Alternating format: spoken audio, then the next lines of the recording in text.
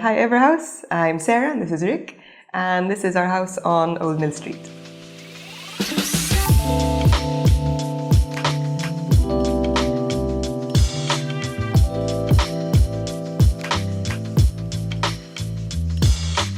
We bought this house in 2013. It was unconverted. It's a 300-year-old house of character, townhouse. No one can really decide because it's got elements of both.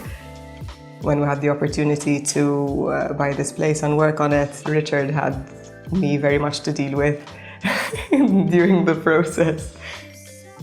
I am a collector / hoarder, depending on which way you want to look at that. And I had actually been collecting stuff even when I was living, at my parents' house. I had been collecting prints and little bits and bobs from flea markets and marketplaces with the intention to eventually put them into this house that as yet had not come into being at that stage. I think the most interesting part about the house is the history of the house. The room we're actually in at the moment is 300 years old. But then you move to the front, a bomb fell on it during the war. The part where we have the stairs was roofed over at a later stage, and then we added the last floor on the very top. So now you have a set of eras in one house. It is a big mix, so Eclectic is the name of the game here, and it's a lot of collected and found items from travels as well as from Malta as well. We like to visit this flea market which is in France, and we were there one day and Richard said half a word to me that we could sort out a container to bring larger pieces, and that includes my workbench in the studio, and that's an old counter in an épicerie, so in a spice shop, and it's one of my favorite pieces. And also the dining table and chairs, which are Swiss 1960s design, which we were very much in love with as soon as we saw. I'll have to be honest, the mid-century modern aesthetic is much more Rick's than myself. I'm a bit more antique-y. So, the antique carpenter's bench, which we turned into a vanity in the bathroom. And the bench that we have in the living room also are more kind of what I brought to the project.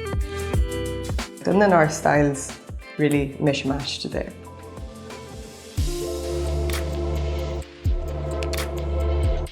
We really brought both of our characters together from an aesthetic point of view and from a practical point of view. So Sarah brought in the beauty, the aesthetics, the fact that the house looks so good and always feels good. And I brought the practical side, so I wanted the house to have all the comforts. So we have double glazing throughout, we have good electricity pass throughout and networks.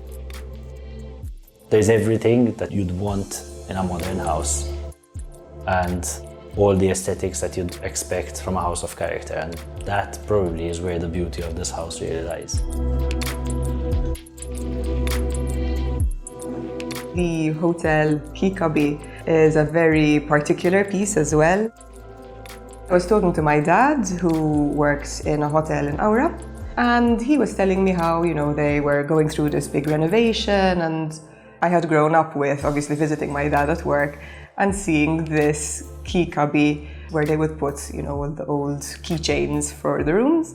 And I asked him, you're replacing the key system now, you're going to use cards, no? Okay, long story short, we showed up and brought them home with us, and now it is split up in two, and we use it for the spice rack in the dining room and also for haberdashery in the studio. The wardrobe was a big project. The room is actually 4 meters high. I wanted to figure out a way to really make the most out of the height, but obviously in keeping with this, aesthetic of not wanting too many modern elements in the space. The doors actually came from St. Patrick's Boys' School in Slema. They were quite beaten up, painted green, although that was only the last layer. I actually tried to restore one of the doors myself, and it had so many layers of paint that I quickly gave up. When it came to the bath, I just had this idea in my head that I wanted a freestanding bath. Our search took us to Italy, and we chose the same RAL color that we used on our front doors. It's a really nice, vibrant shade of blue. It gives you that Mediterranean aesthetic, which, bath, we don't have a pool, so close enough.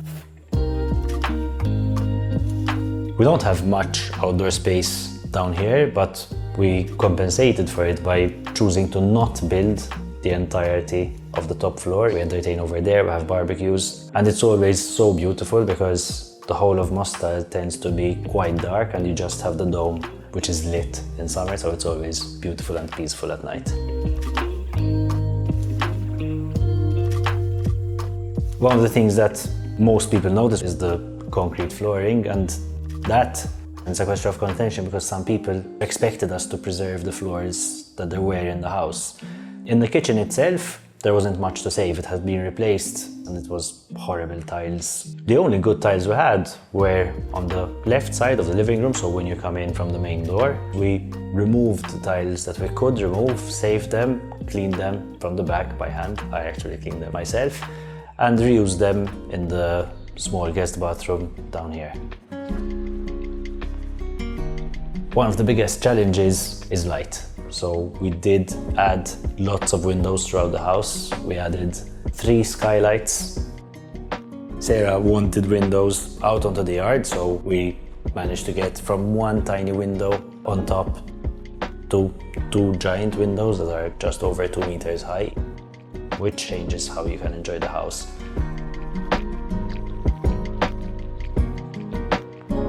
I appreciate local makers, local arts, independent designers, small shops. We actually spoke to young Potter at that time. He was still studying.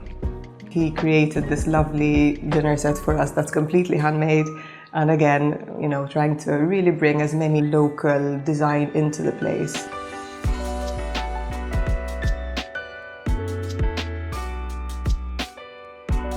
One of the few aesthetic choices that I wanted to inject into this house was some of my father's art. We have some of his paintings throughout the whole house, and the only reason I would want a bigger house is to have more space to display more of his paintings.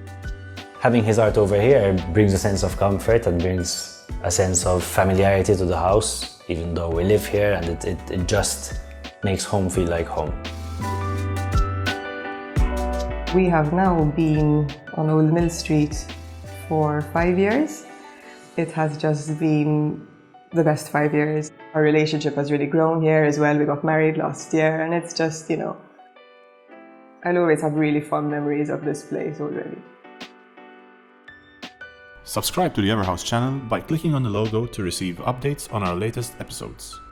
If you have a project we could feature, get in touch with us at everhouse.co.